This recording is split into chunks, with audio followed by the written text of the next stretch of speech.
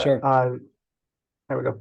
I wanted to ask you about the future of social work. I I just finished a career in as a paramedic for about 20 years, and I left that work to obtain a degree in social work. I'm finishing up my internship there now, and we'll be going into the field this year. Uh, so yeah, I wanted to ask some questions about that. Um, and if it comes to something, hopefully produce it and put it out online. Got it. Okay, so my first question to you is the things that you want to ask me, have you asked the powers that be at your institution, at your school about all this? I have, I have. And A lot of the questions when I ask, I end up double bound. Or the direction that I feel like I'm steered towards is one of getting people in for more therapy. A question that I've asked almost ad nauseum to the point where I feel like I shouldn't ask it any longer is, are we doing this to heal people, or are we doing this to get them back in for more therapy? An example that I was given by a professor was uh, while learning reflective listening and reflecting back to the client. Um, she instructed us to verbatim to repeat back what the client had said. And this was beyond a point at which we understood the point that we need to listen and use active listening. The question was posed to this professor, is this for teaching instruction, or is this something that is used in practice? To which she said that it did work for her with clients for 15 years to just reflect back what they were saying. And what came back for me was that this conversation couldn't proceed any further, at least with the questioning that I had. yeah, Um, I see. Well, the nothing, okay. it's not shocking, surely. Yeah. Um, the the push within my program is one of the medical model and to adapt towards that. Uh, my experience with the medical model as a paramedic, both in the hospital and on the ambulance over the years, working for the government, also working for private healthcare, was that the medical model, particularly with the way that we would do our narratives, they were constructed for litigation purposes. And when I instructed in the academies, that's what I would often tell students was that we write for litigation. Um, we write often for billing. That wasn't often my experience in government, but working for the hospital, certainly most of the nursing notes, most of the charting that we do, it's not for patient health care. It's not read by the physicians. It's not read by the hospitalists. It's for billing, and it's to make the hospital look good. It's so the hospital doesn't get litigated against.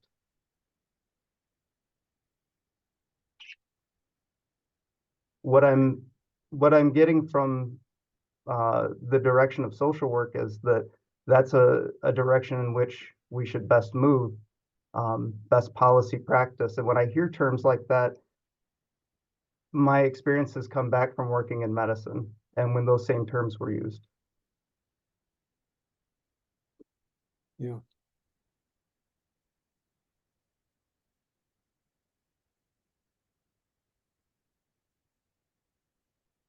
So then your first question to me would be what?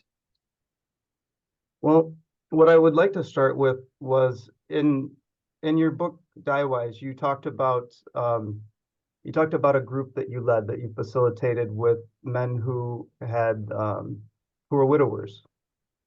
And I Yeah. remember reading in the book that those men were reluctant to participate. Yeah.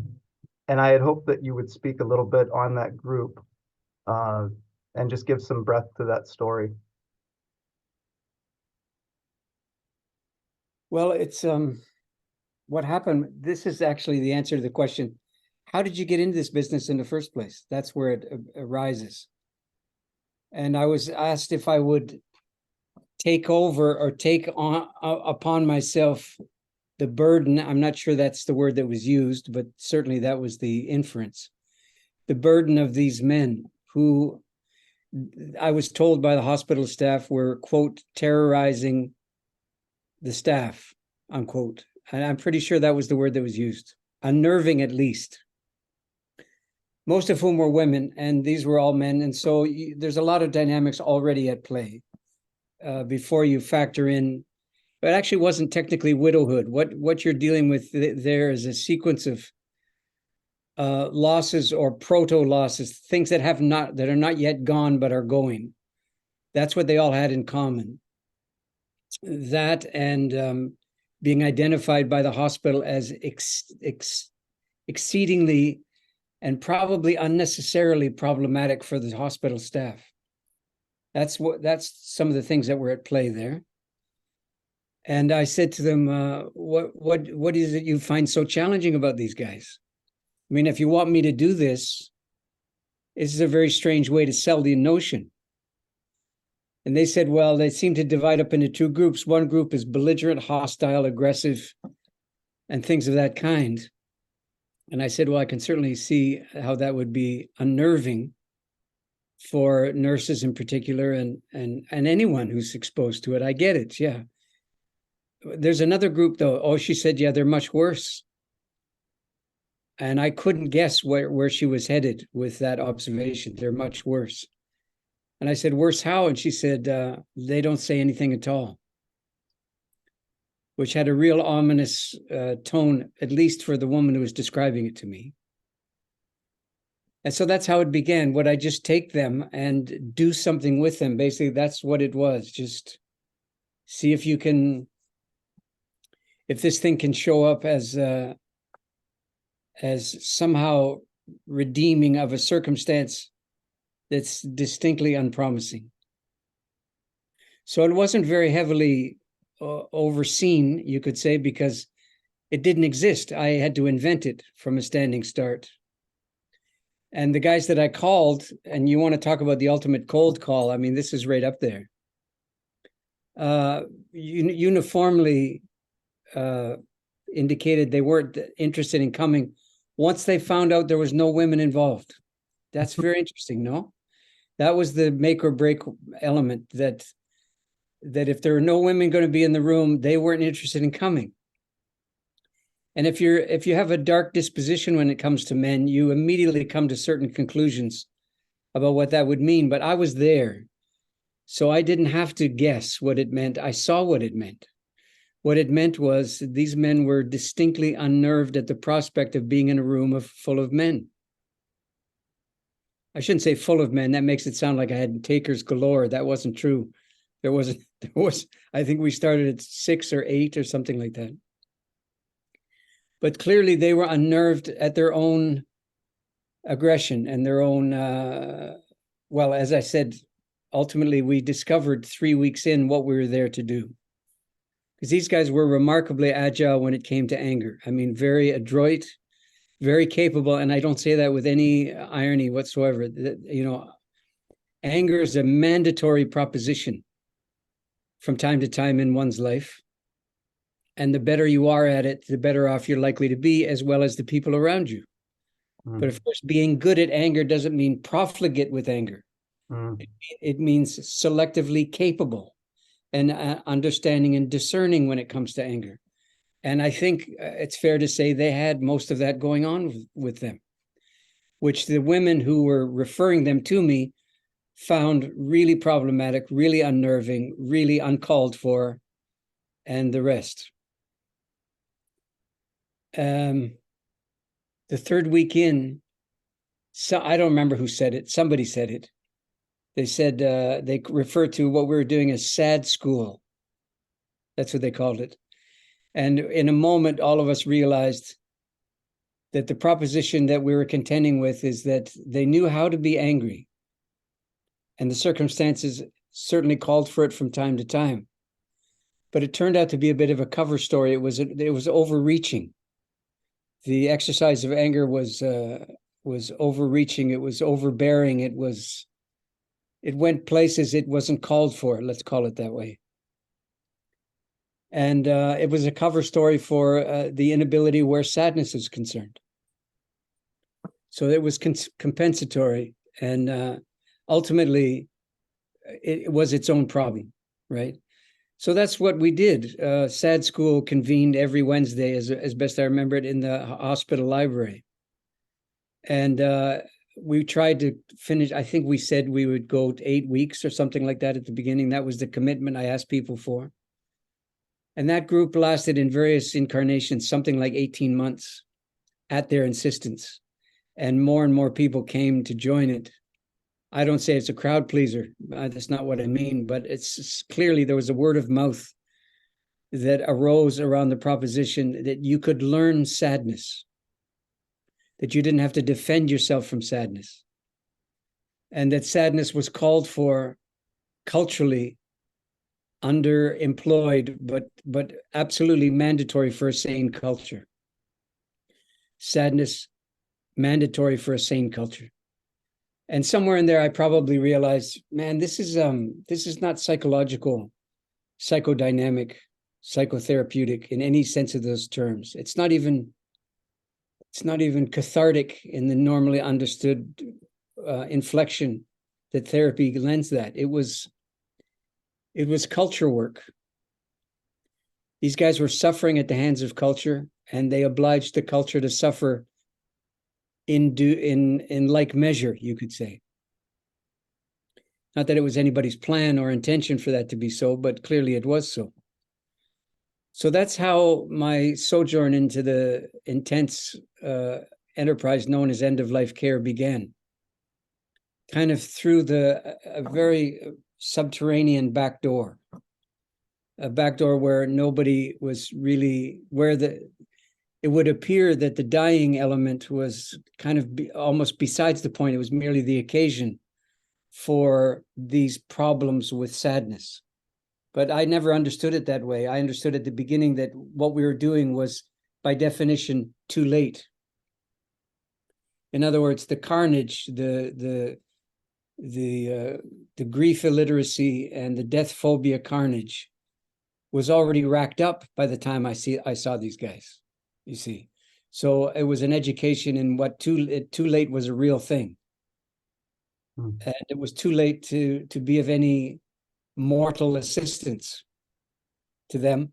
So we were terribly after the fact, with the barn door wide open and the horses long gone. But it kind of sharpened my wits when it came to which emphasis is placed where. When the time came for me to initiate a palliative care program for kids, I called the people who gave us the money came first in the name of the institution. For children's, so-and-so Center for Children's Grief and Palliative Care. So I put that in that particular order to say where the emphasis properly falls. And it falls upon the grief, not upon the palliative care. And I probably learned that from the strange machinations of that group that you're asking me about. Thank you.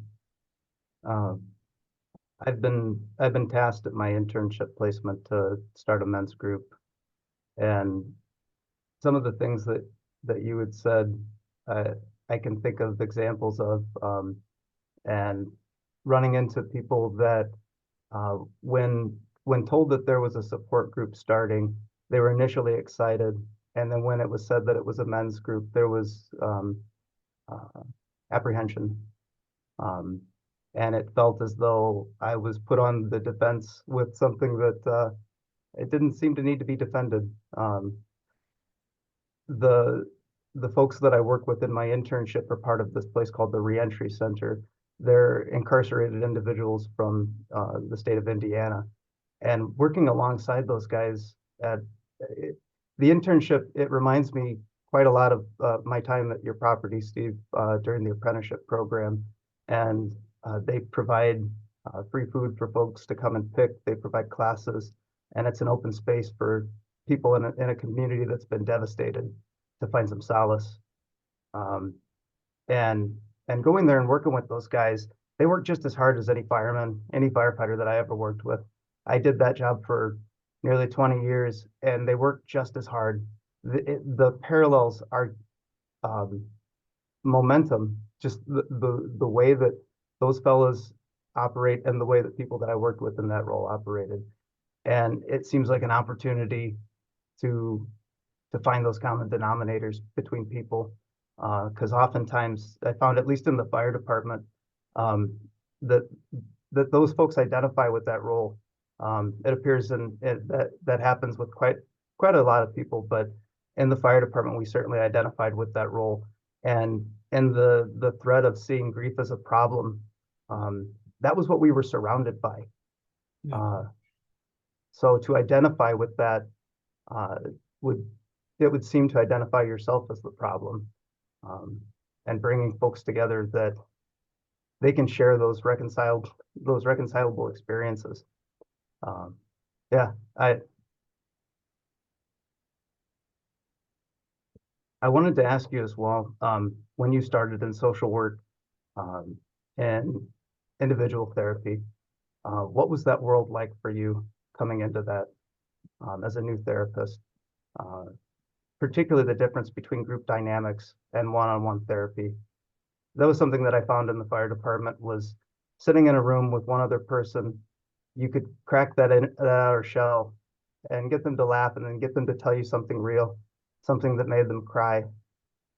And it felt like they were being a real human with you. And once 2 or 3 people entered the room, the conversation would quickly change. So I'd love to hear your thoughts on the difference between those dynamics. Well, I mean, I'll probably answer you in terms of how it was for me rather than how it was for them. Please. Because honestly, it's a bit too long ago to remember any sort of clinical particulars, that are sort of telltale signs of something. But I certainly have something bordering on total recall about my impression, my take on what the kind of undeclared assumption was that really governed the beast called therapy. So we should begin with the word itself. It's a Greek word. Therapeo is the verb to cure. That's what it means. In other words, you cannot practice therapy without the precondition of a malady that warrants its use. So then, if you're malady bereft at a particular time, as a therapist, you have to set about the task of establishing morbidities and qualifying them in order to gain credibility for your therapeutic enterprise. This wasn't available to me right away, but I would say fairly early on, I began to get really uncomfortable with the assumption that ran something like this.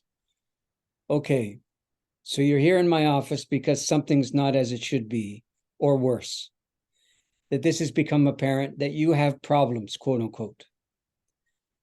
That's one. 2, this is a good place to be if you have problems. 3, although it's having problems qualifies you to be here, the thing that'll disqualify you from staying here is to sort those problems out. And so there's a kind of strange built-in, what would you call it, reward system that you have to attain greater and greater depths of morbidity to qualify for the enterprise in the first place. Even though the enterprise it's kind of a secret, what would you call it? A secret, it's a kind of booby prize, to enter into therapy of some kind, because it's the right thing to do from a cultural and familial point of view if you've got problems you can't seem to manage. But who would, it's like the Groucho Marx circumstance. Who would want to be in a club that would have me as a member? So who wants to be in therapy, even though it's the right thing to do? And then the reward system in there is to ongoingly engage you in episodes of dismaying self-discovery, you could say. Now, there's something missing in the arrangement. And this is what haunted me right from the beginning and finally made me quit the therapeutic enterprise outright. And it was fairly clear to me that though the manifestations of the problems were personal, the likely causes or the contributors to those problems probably weren't. Those causes are almost uniformly at the level of cultural breakdown, cultural disequilibrium, cultural malfunction, cultural poverties, and the rest. So you have a circumstance where it's the poverties of the culture that drive the individual to your office. And really, the case should well be made that it's the culture that should be in the office while the individual gains temporary release from the clutches of the culture long enough to breathe a deeper breath, kind of thing. In other words, it's therapy, from my point of view, puts the emphasis on the wrong syllable.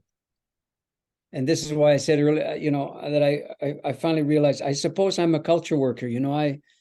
It's not that I don't think there's merit to the psychological template, but I think that there's grievous limitations to it that it doesn't fess up to.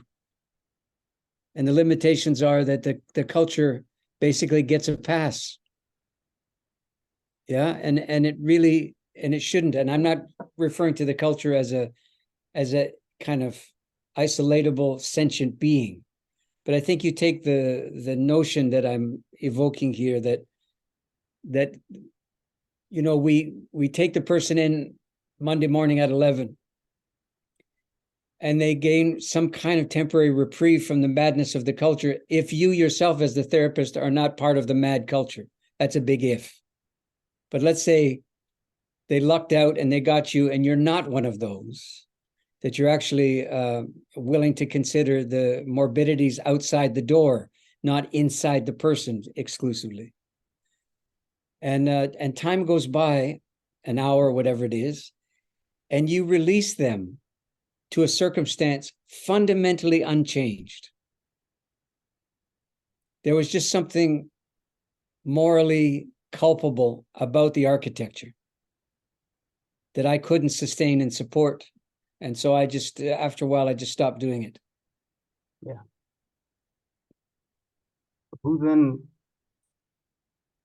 then does the therapist have an obligation to, or what does the therapist have an obligation to then, in a culture that stands so hard fast to defend those very things that often creates their melees that bring them into the office, the double binds that bring them in? Yeah. Well, you got a few terrible problems. You got, who is it that's hiring you and engaging you to deliver this service? It's oftentimes not the person that you're delivering the service to. So then you have a whole cascade of organizational, what would you call them? Sort of emotional and psychic templates that you're the servant of, or at the very least, you're the sustainer of. And so the case could readily be made that the proliferation of the therapeutic arts is one of the things that's wrong with the dominant culture of North America. It's not one of the things that will right the ship. It's one of the things that's fundamentally wrong with the ship's design. And it's a sign, yeah? And so, I mean, it's not an easy translation to consider that possibility and then see yourself in the act of some kind of subterfuge that you can somehow find your way in, not participate in the kind of unreflective madness, and somehow subtly undo some of those binds that you were describing earlier.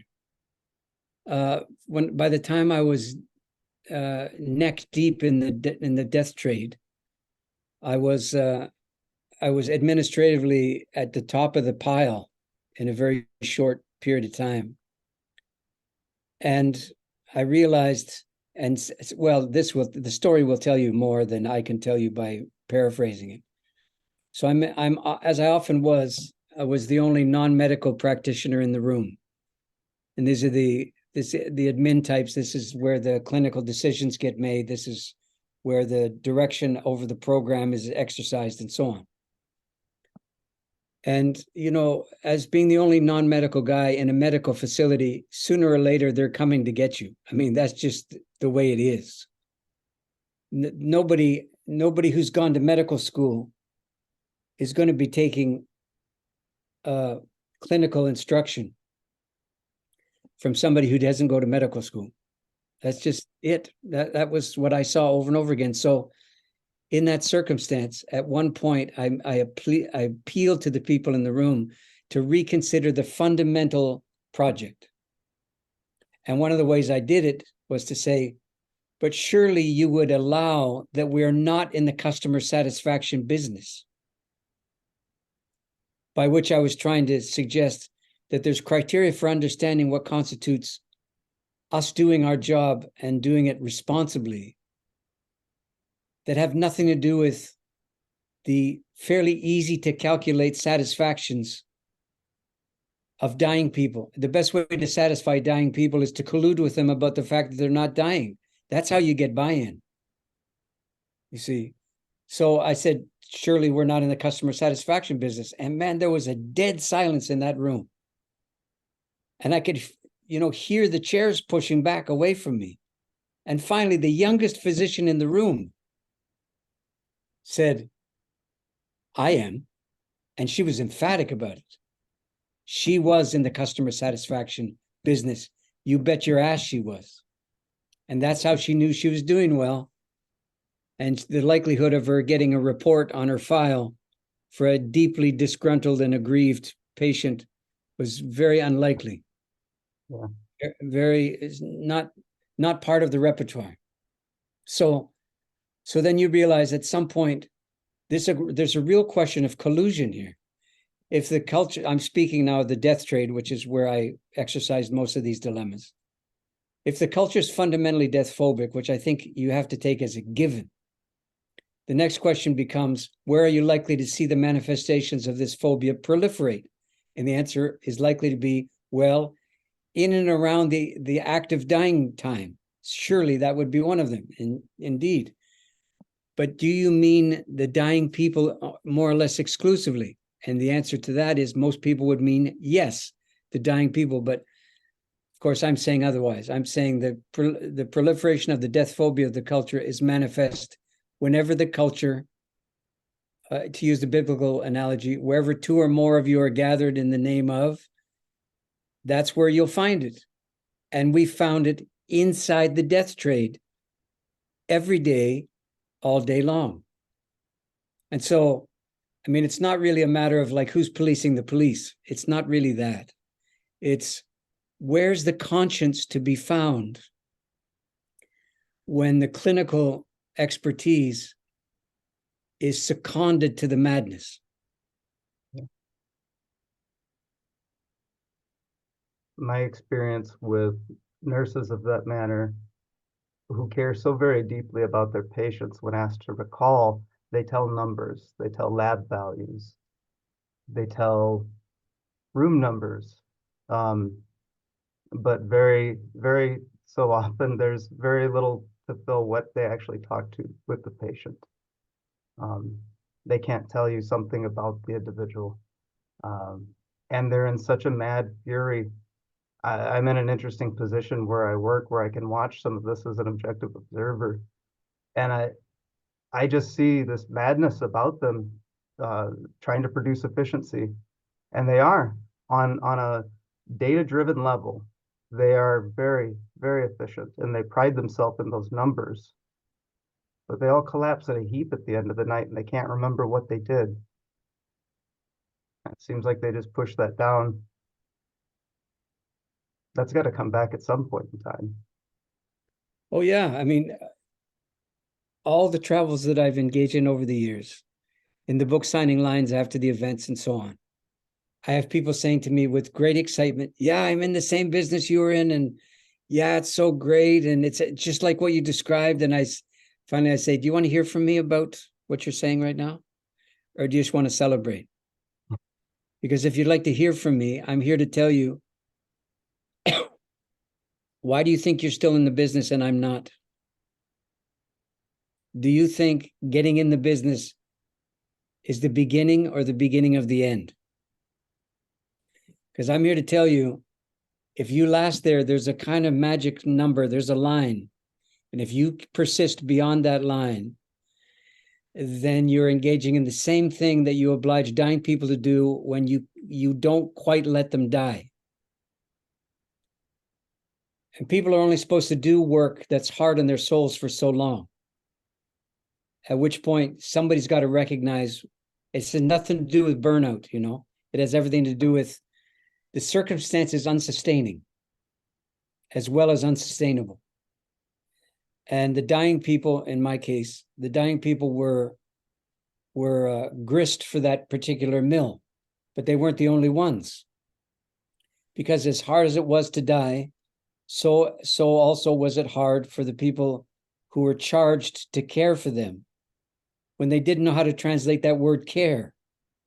And so they thought it meant support, as if the word support is generically pure as the driven snow. But support was collusion 80% of the time, at least 80% of the time.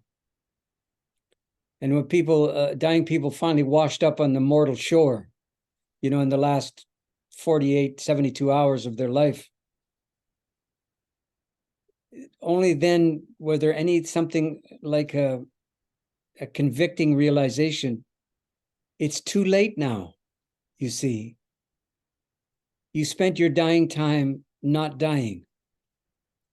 You are supported and sustained in doing so. And the sustenance is suddenly looks exceedingly hollow and malpractical. That's a word I invented some time ago. Malpractical. And people got a lot to answer for, but they will never answer for it. The workers in the trade will never answer for supporting the patients, doing patient-centered care, all of that malarkey. They'll never answer for it because it's right up there with the best practice in all the best practice manuals. You know, I used to watch, I don't know, millions of dollars spent every year on the big national conferences and all the rest. And I used to get invited to do a lot of teaching in these things. And I would just lament until the point where they stopped inviting me. And the lamentation went something like this. You know, we're congealed here in our millions around the notion of we're doing a good job. How can we do it better? No one, and not in my presence at least, has ever spoken about what's the job. It goes right to evaluation, but it doesn't go to substantiation. What's the job? What's the sort of psychically and spiritually and poetically and mythically, what's the job that you actually are doing? Not what's the job you believe you should be doing. And do you have any mechanism that registers the consequence of your clinical behavior upon you reliably so that you can talk about it with your conscience engaged and not collapse in a heap at the end of the day? And the answer is, it never happened, man. So at a certain point, you know, we have the word bedlam, right? You know the word, surely. Did you know it was a registering of a kind of colloquial pronunciation of the word Bethlehem? Mm-hmm. That's where it comes from. Bethlehem was the name of the first insane asylum in London in the 1600s, I believe it was. Hmm. Yeah, that's what I'm talking about. Bedlam, Bethlehem. You know, the holy ground, the oh my God, man. So the notion that you can support people and that you are supporting them when they like what you're doing never got wondered about. But in the death-phobic culture, the dying people have a vested interest in not dying. So what's the working model then? If you're deemed to be nothing if not supportive, and the support includes collusion with the project of not dying as you die, who's going to say, wait a second, and have their employment survive the end of the week? So there's something categorical and misshapen, it seems to me, about the arrangement. It has nothing to do with where the money comes from, or you know, the chain of command. I mean, those are all iterations of it, but the big dilemma is, okay, I live in a country that has legalized euthanasia about 6 or 8 years ago or something. You may know, or you may not have heard this, that recently the terms and conditions for qualifying for MAID, as it's called, that's the acronym. You're familiar with the term? I'm not familiar with the acronym, but I'm familiar with the procedure. Okay, MAID, medical assistance in dying. That's what they like to call it now. It sounds a lot better than euthanasia, of course, to the so-called end users. So it used to be you had to qualify for MAID, and the way you did so, aside from being investigated by 2 competent physicians and tested as to your depression or other factors that might swing you in this direction of this decision, is that you had to have a proximity to active dying. That was people didn't ever really identify that, but that was clearly what it was.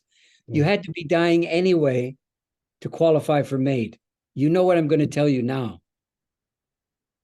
Sorry, there's somebody at the door. Come in. I'm just on a call. Dustin, I'll come and see you shortly, okay? Okay, man. Sorry. Life happening. Yeah. So things are about to change if this legislation goes through, and they're going to suspend the proximity to death as one of the prerequisites for MAID. Now it's just intractable suffering.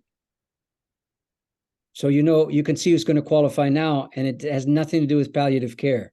And it never did. It had to do with nobody should have to suffer. Suffering is disqualified as a legitimate human encounter. And that's what the verb to palliate ended up meaning.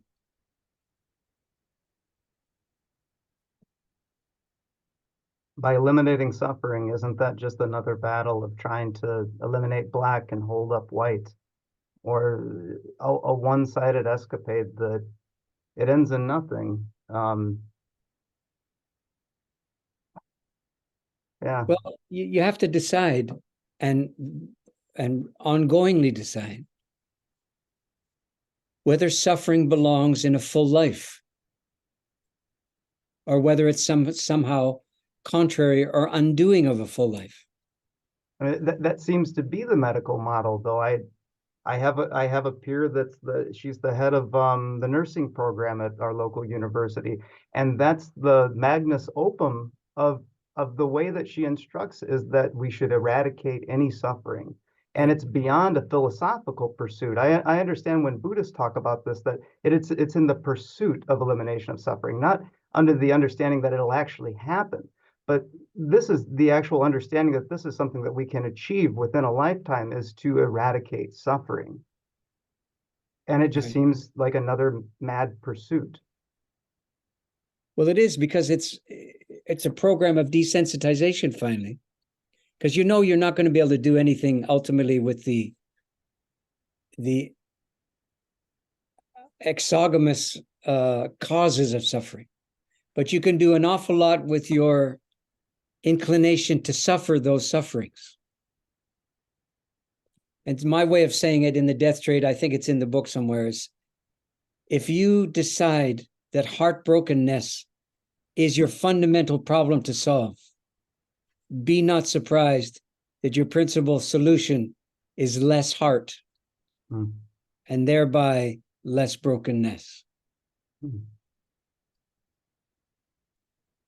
I'm curious what the role of memory is, both in a culture, as an older person, as a therapist, but what is the role of memory? Um, I'm I see both sides of this where I remember somebody saying that only a liar needs to remember anything, or that only a liar must remember anything. But what is the usefulness of memory? And I think about how in my studies how those are formed, and it's often with these changes in our lives, these emotional experiences. And for so many individuals, that kind of hits a peak in their early life, and often that's what they'll deflect to when they're remembering their past life. But in the grips of just where we are, there's not enough time to build that context. There's plenty of interviews that could espouse that, but in the grips of the conversation that we've had thus far, um, how does one proceed? You mean regarding memory and the role and the purpose and the efficacy of memory? Yes, what is the role of memory? I think a better question, honestly, is what's the consequence Mm, of remembering on the one side and failing to do so on the other side? These are more observable than they are conjectural, I think. So I'd suggest to you etymology will never fail to serve you well. And the etymology of the verb to remember is a really important etymology for us to bear in mind here. So the verb to remember literally means to gather back together again that which was once intact or somehow composite and was subsequently scattered to the four winds. And so etymologically, the proper antithesis of remember is not forget, it's dismember. Remember, dismember. That's the sequence, right? And to remember, sorry, not the best word to use there, and to bear in mind, if you can, that there's a difference between being reminded and remembering. Being reminded is a passive scenario, and remembering is active, grammatically and probably existentially as well. So, with all of that in mind, it's no surprise to me that in a time when the gadgetry of the culture is breathlessly undertaken, each new iteration breathlessly undertaken, and that these items, these iPhones and all the rest of it, have as their principal function easing you away from your obligation, your functional obligation now, to remember. It's doing your memory work for you. That's happening at the level of market preference at exactly the same time that there's a continuing increase, it would appear, in the incidence of neurodegenerative disease among older people. mm, What I'm suggesting to you here is there's no doubt in my mind that eventually the scientific wonks are going to catch on to the fact that when you disqualify the memory, the function of memory, as part of sentience, and you offload it, you offload the memory work to a machine, there's a consequence for the one who's bereft of memory. It's not an easy easing of the burden of being alive. It's a diminishing of the capacity to be alive. So I'd think that memory is one of the acts by which a soul lays claim to its work. mm.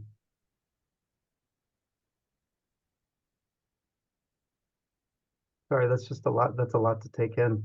Yes, it is.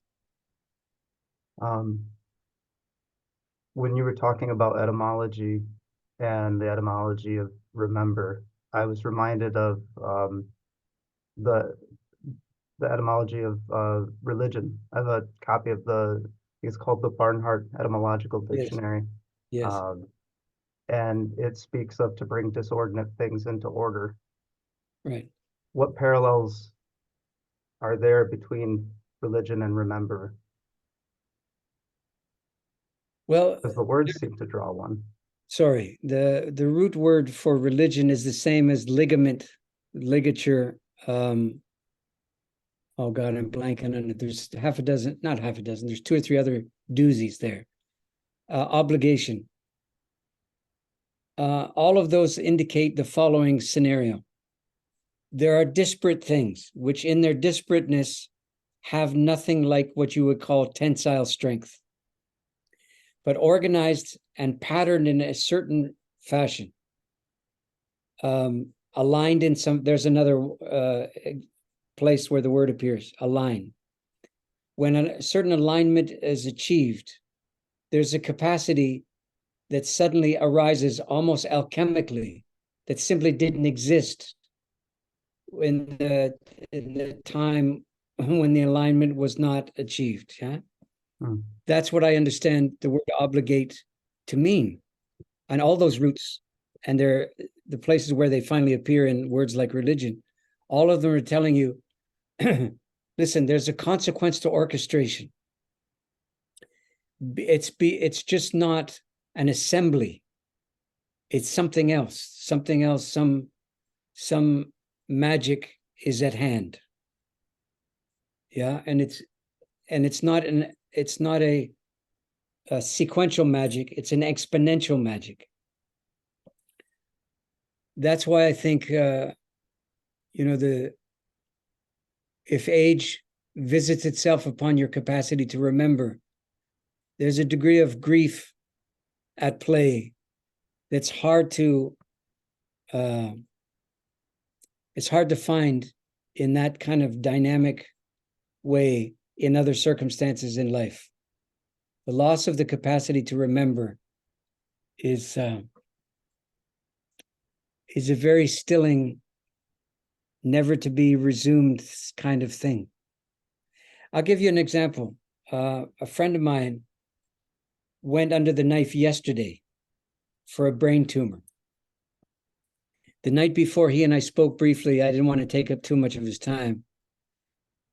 I asked him the following question. Given the fact that you're being told that there's any number of possible side effects and unintended consequences for this surgery, not just the surgery proper, but in the healing process too, the reaction of the capillaries in the brain and so on could be catastrophic. So let's imagine there's consequences for your capacity to remember and in so doing to be the person I'm speaking to now. If it comes to pass that that's the result of your surgery, do you want to be reminded of what's no longer available to you, and endure the intrusion? Or would you rather inhabit an unsullied present moment whereby those things have no obligation to haunt you as gone things that you have no access to? And he really stopped, I have to say, to his internal credit, he stopped dead on his feet, and it's clear he'd never thought the thought before, nor had I. And we had really an amazing 15 or 20-minute talk about what it means to have a memory and what the consequences of it are and all the rest. And that was not hypothetical, because the surgery happened yesterday, and the word is that he came out of the general anesthetic, and the first thing he did was began reciting poetry. So he remains a recognizable character, thankfully.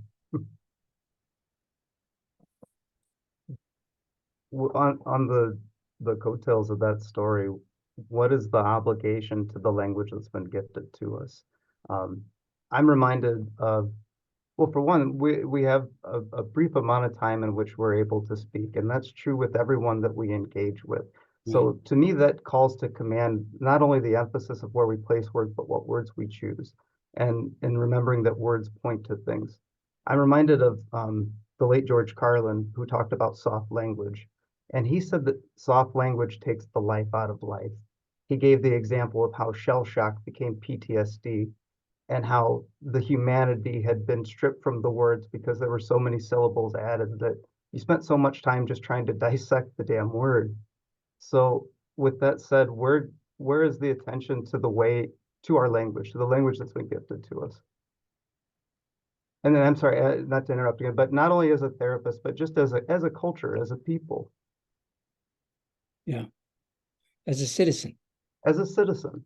Right. I feel like I'm going into a job where I'm getting paid to just talk with people, just to be humans with people. So as our obligation from one human to another, how do we command that language into being? Yeah, I don't think you command it.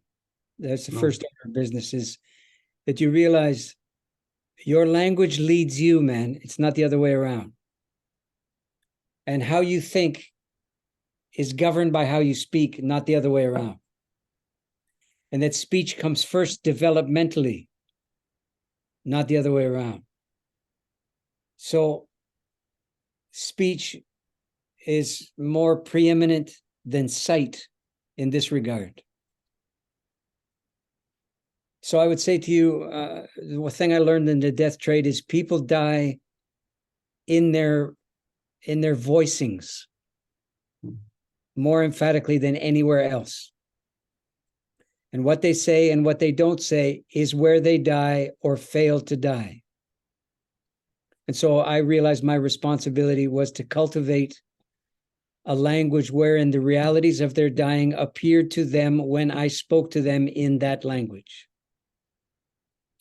And that was my anti-collusion strategy, finally, is to craft a language where the legitimacies of dying were carried forward in the speech. And so as soon as you do that, you can begin to hear the word voodoo all over the place. You know, the thou shalt not say stuff. You know, people would say to me, you know, I appreciate what you're trying to do here, but it's really early. And I say, early for what? It's early for, you know, to have this death talk. When is it more opportune? Well, when things are worse. But wait, when you're worse, you're less capable than you are now. And this is what you want to give your capacity to obfuscation. And people who are surely paid to know better colluded with that routinely. And they would say, you have to begin where the patient is, right? You follow their lead, isn't it? So the degree to which they're in, you know, catatonic denial about what's going on, that's the point of contact. That's what you legitimize. That's what you imitate for the sake of entry. And then if it can't get weirder, it does. It goes like this. Of course, I don't begin, this is the physician's dilemma. I don't begin where you're advocating now with all of this clarity and candor around the dying, because I have to establish a relationship of trust first that can bear that kind of weight and freight. I say, so let me see if I understand the dynamics as you have figured them out. Because the circumstance can't bear candor, you establish a relationship of trust based on the absence of candor. Do I have it right? And of course, I did have it right. And I said, you know, and plan B is, when do you get to be candid?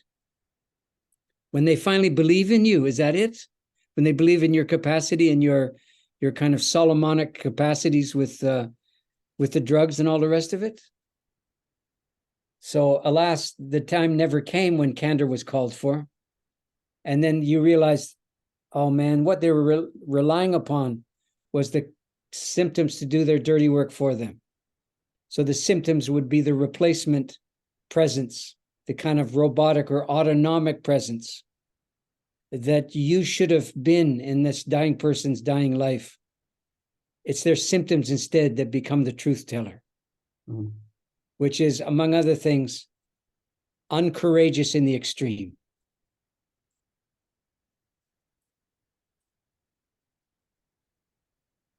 What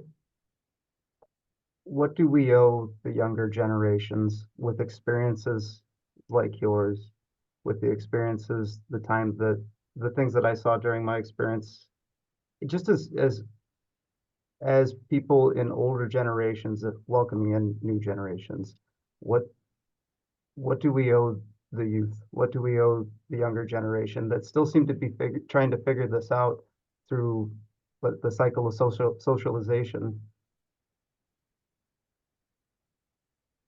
I don't think the language of debt is a good language to employ here in this question. It's a very valuable question, but the notion that we owe something is odious in my ear. Here's why. Because the language of debt is the language of trespass. That's where the notion of indebtedness comes from. It doesn't come from the notion that everything's working out just fine. Debt comes from the fact that you incurred debt and took what wasn't yours, and off we go to the races. And you could say, well, that's true in economics. No, man, that's true across the board. When you employ, especially the notion of primordial indebtedness, that's what you're invoking, that there's a trespass that's at least as primordial as the indebtedness is, or probably earlier, probably more fundamental. So I would say, instead of that language, you could say something like this. You understand eventually, as an older person, that the day will come when somebody 1/2 or 1/3 your age is going to approach you more or less challengingly with the following question. When you were my age, they will ask, did you know what was happening? And their secret hope is that the answer is no, you didn't know what was happening. And why is that their hope? Because the current regime, the current arrangement is an unthinkable arrangement if those who are the architects of the arrangement knew what was happening and knew what the consequences of their actions would be. It's an unbearable sequence of disaster to think that thought. So the best way out of the sequence of disaster is to imagine that the older people didn't have a clue at the time and only get caught up with the consequences of things later, alas. But of course, the honest answer is those people who wanted to know what was happening could know, but not everybody wanted to know, and so not everybody did. That's the first question. The second question that they would have to ask you is, so what did you do? And you are answering that question every day. So it's not debt, it's practicum. It's not teaching, it's practice. What should precede? No, I'll say it, I think I can say it better than this way. It's really important that young people not experience themselves as the originators of anything. They are heirs. Maybe reluctant heirs, maybe vindictive heirs, maybe ashamed heirs, but heirs nonetheless. Right now, young people seem to be have adopted a program of complete disinheritance from what preceded them, as if that's a legitimate alternative to copying to deeply disagreeable predecessors. But if you have any notion of belief that anything persists beyond death, I'm persuaded that it probably does, although I don't pretend to know the architecture about it. But if you're persuaded that something of you persists, and if you're persuaded that there's some kind of access, however mysterious it might be, between the living and the dead, then there's a fundamental question that your question speaks to, which is this. Of all of that, mixed bag of your ancestry, who do you think needs your ministrations more? Who needs you to identify with them more? The good guys or the bad guys? Do you want to be in the redemption business or what? Because if you do, it's the bad guys that need you more, man. And if that's true between the living and the dead, it might be true between the young and the old. Who do you think needs you more? The ones you're least inclined to be drawn to is a very likely answer.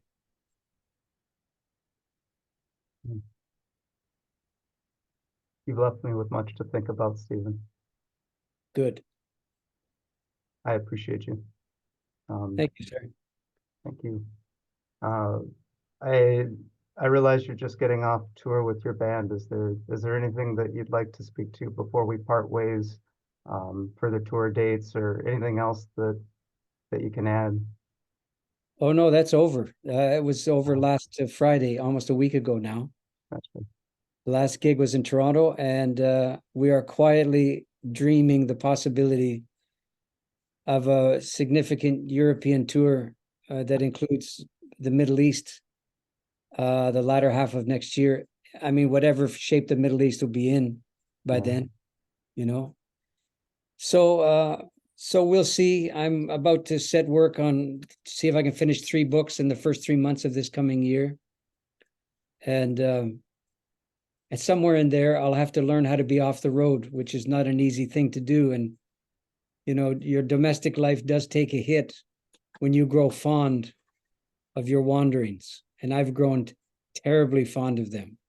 So, so that's what someone was at the door just a minute ago Mhm. to help me come and trim some pine trees just outside here in the snow. So Oh, that's what man, I have to do, and that humanizes you as much as anything else does. it does. I'll let you get to it. I Thank you. appreciate your time. Thank you for yours. Good day. Bye-bye.